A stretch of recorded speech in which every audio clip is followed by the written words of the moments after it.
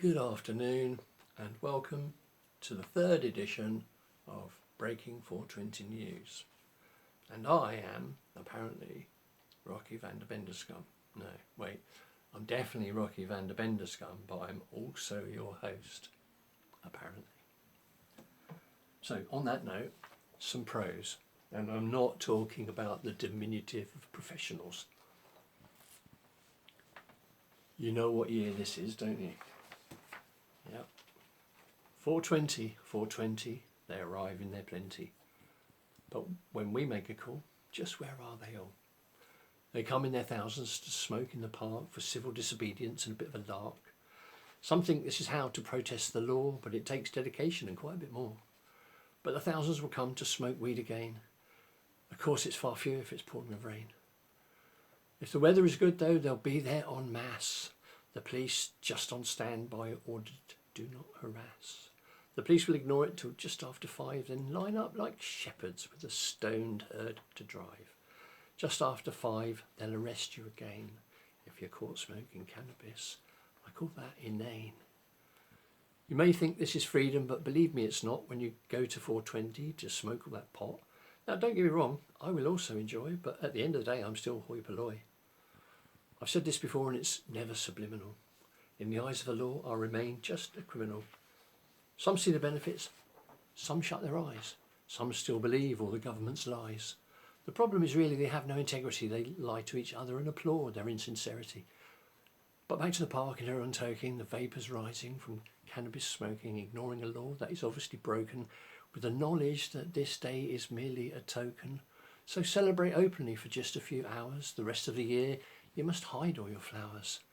So what is the point, and why do I go? To send out a message, and with knowledge to flow. These are things that everyone ought really to know. The way in which change will continue to grow.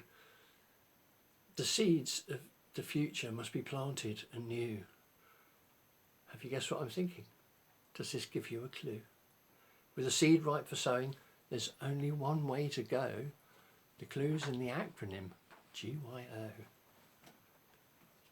So, at the news desk, we try to focus on the UK news for home positivity, and we're not allowed it anyway in the rest of the world because now we're the Blue Passport Brigade.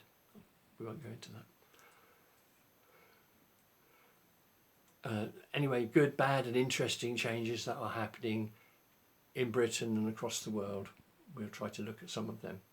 For instance, Brian Cox, the Hollywood, TV and Royal Shakespeare Company actor, has just been dropped as patron for a Dundee charity after stating in a recent interview that cannabis is wonderful and recommended others use it. Why would they drop him? Oh well, bad luck to them then. Perhaps we can get him on board. In the UK, change is slow to progress, like this newscast. And sadly, we still have, I keep jumping all over the page. Yeah, and sadly, we still have many people being victimised. For instance, the THC 4MS couple, Mark and Leslie, we covered in previous editions the way they were terrorised in their home. And so on. We've covered that. Since then, Philip, an 80-year-old man with kidney failure in Cornwall, was arrested for cultivation. They took away his medication. How is that moral? Michelle X was convicted on 2 charges of growing cannabis at home. Presiding Judge Ian Pringle QC proceeded straight to sentence her. She was handed a conditional discharge for 6 months for each offence. Addressing Michelle, he went on to recommend that she apply to NHS to get Sativex, a cannabis-based medicine used to treat MS, which she suffers from. Well, she may be lucky with that, but these prescriptions seem few and far between, and why can't you just have cannabis? Lisa Harper, a grandmother from Liverpool, has walked free from Liverpool Crown Court after admitting simple possession of the Class B drug rather than any intent to supply. Judge Murray handed her a 12-month community order, 6 months drug rehabilitation requirement and 15-day rehabilitation activity requirement.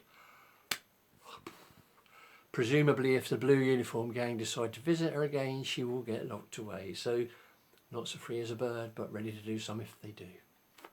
Another community member, Jim Harwood, is due to go to court on the 11th of February. Jim is not pleading guilty, as of course it's not in the public interest to do so. Good luck, brother. And that brings us to Gary Youds.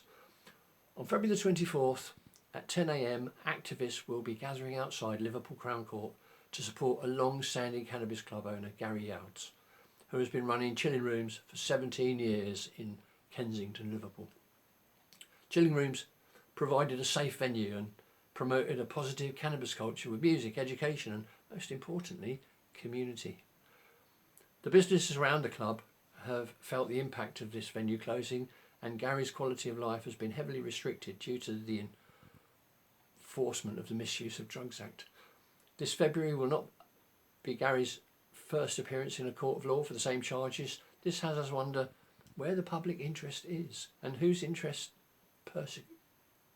prosecution, same thing, lies with. Please show support for Gary and support for social clubs and for chilling rooms to resume. This goes against what current law enforcement leaders are thinking about cannabis consumption rooms. The gap between a community and authority with regards to education, tactical expression and understanding needs to be closed. Gary put his freedom at risk 7 days a week for cannabis consumers, and we want to show the appreciation for what he has done by supporting him through this process. Find out more from the very much needed court support group on Facebook started by Janet J.J. Clements to support anyone who finds themselves in trouble on account of this broken, hypocritical law. Group members who are up in court on cannabis charges are provided with, if they so wish, community members attending to show support on their court day and any legal advice that they can muster. We would urge everyone to join. Well, this is the year when it's 420, the whole of April, and many 420 based events are planned. The first of which is the Belfast Canna Walk on the first Saturday of April from 3 p.m. Last year, 1,500 people attended, and this year it is looking to be even bigger. The march has been fully sanctioned by the Parade's Commission. Brilliant stuff. Good on you guys. And girls. Don't want to be sexist. And others. The first of which is the blah, blah, blah, blah, blah. I've done that bit. That embarrassed myself. Then, of course, is London 420 in Hyde Park, the biggest, with approximately 40,000 attending last year, contrary to what the mainstream media announced.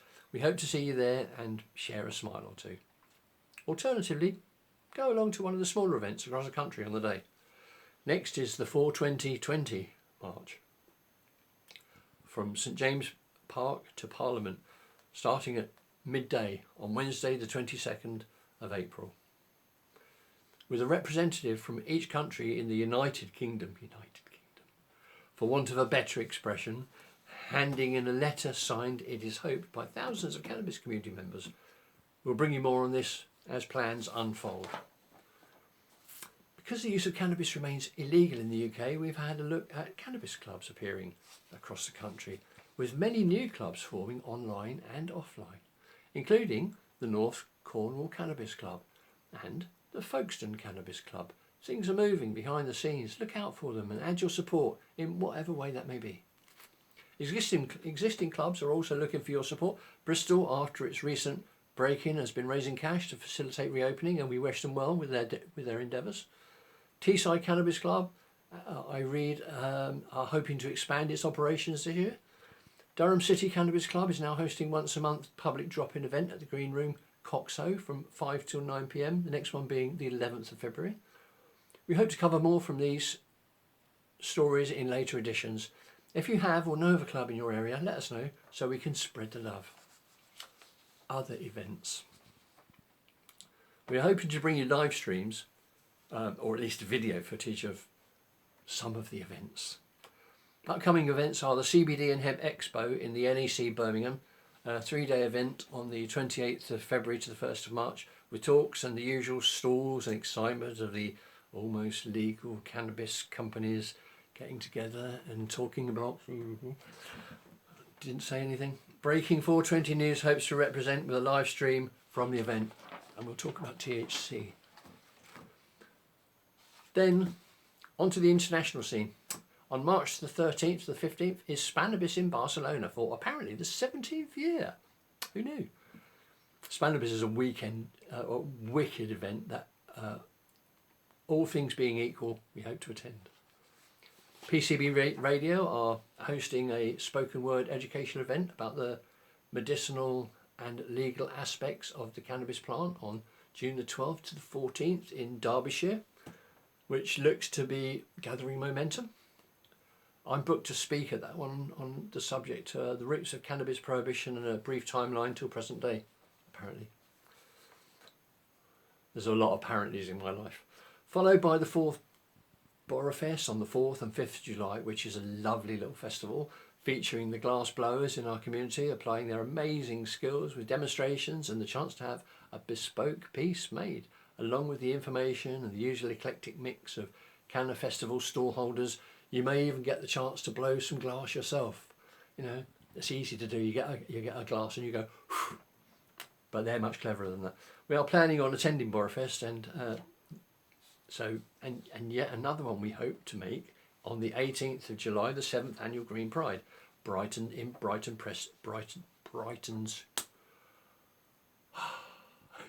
Preston Park. We're looking forward to that. I'm sure many will be there discussing how to run clubs in their areas. Individuals and groups are secretly encouraging organic growing and support to each other until the law preventing it is overturned. Although at present the cultivation of cannabis is illegal unless you have a license, or as it ought to be called, a get out of jail free card, as prohibition is and always has been a government led monopoly. Many people are actively supporting the at present clandestine growing movement. Obviously, with the law as it stands, it is illegal to openly encourage cannabis GYO. So covert messages are abroad, like the "Let Our People Grow," as seen in the WTU logo. With more and more people opting into the GYO scene, it will, we hope, soon be as common as allotment gardening. Now, world news. New Zealand has set a date for its next general election to coincide with the referendum on recreational cannabis, with either a yes or a no to supporting legalisation. Can't argue with that. New York legislator optimistic to legalise recreational cannabis, Andrew Cuomo vowed to legalise recreational cannabis in his 2020 State of the State address in early January. Governor Cuomo followed up in his vow as he introduced language legalising recreational cannabis in the state's budget legislation last week. And while we're talking about New York, researchers have found very large numbers of 16 different types of bees thriving among the recently planted cannabis crops. Over the past 20 years, global bee populations have been in serious decline, the finger of blame pointing largely at modern farming practices, particularly the use of chemical insecticides, which are not necessary on cannabis plants. One more reason we need cannabis in our fields, as without bees to pollinate, most of our other crops will also fail. Chicago's Mayor Lori Lightfoot is to join a panel at Cannabis Resource Fair. The free event will be held on Saturday at the UIC Forum, which if you're in America, I guess you know what that means, or in Chicago at least, providing attendees with information about cannabis industry, job opportunities and expunging pot-related convictions from criminal records. New Mexico bill to legalise recreational marijuana clears key committee. Santa Maria, California. The cannabis industry in Santa Barbara County continues to generate more money than expected. County leaders spoke about cannabis, so it seems there is much talk over the comparison of income to outcome, illegal criminal production to legal businesses. Whilst in the UK, the words of Sinead O'Connor, nothing compares. But legalisation? These are my thoughts on that. Luxembourg has legalised. Remove 5 letters, that leaves lies. It tightens the law and makes it much stronger, so those who rebel will suffer for longer. If you do not follow their very strict rules, they are ready and waiting like blue-clad ghouls. They don't even care if you're 13 or 70 because now you're a criminal and not just peasantry. They have followed these lies for so many years, they now think they follow the truth, whilst keeping their eyes shut to global change and in continually ignoring the proof. The next bit is possibly a bit of a joke or maybe a glimpse of the future.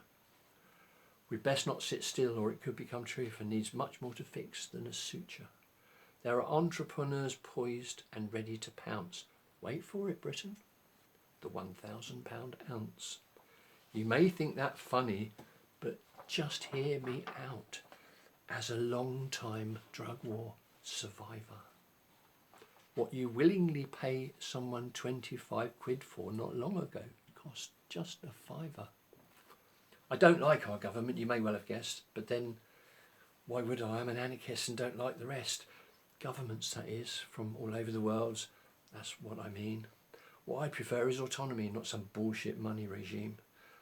Uruguay has 3.5 million citizens, but legalising is done and dusted.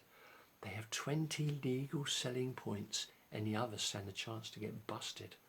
So legalisation isn't the way, it's a lie with a new set of rules.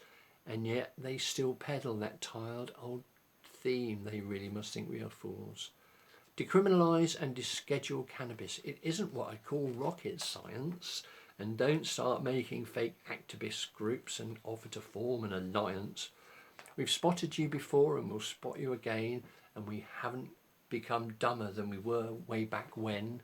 Prohibition was invented 100 years or so back, so it's time that it went. Let's not try another track. So government, just surrender. It's a failed drug war. Nobody believes what you say it's there for. Don't promise to change. If I vote for your lot, do I have faith in your word? I believe I do not. It's just all merely rhetoric and can soon be ignored. I've seen far more integrity in my son's broken skateboard.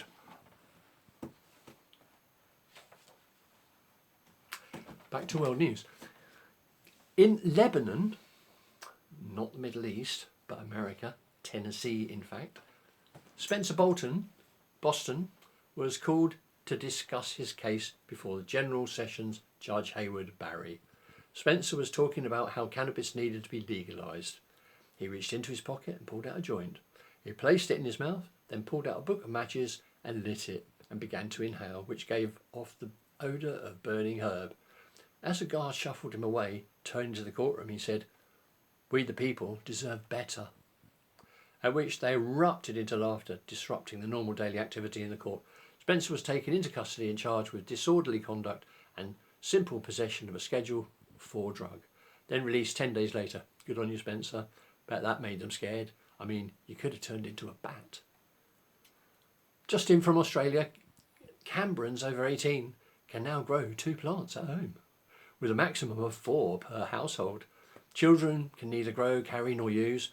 Adults can possess up to 150 grams of fresh or wet cannabis, or 50 grams if it's dry. However, if you pass a joint to someone, this is still seen as supply, which carries a fine of up to 80,000 Australian dollars and or 5 years in jail. Legalisation.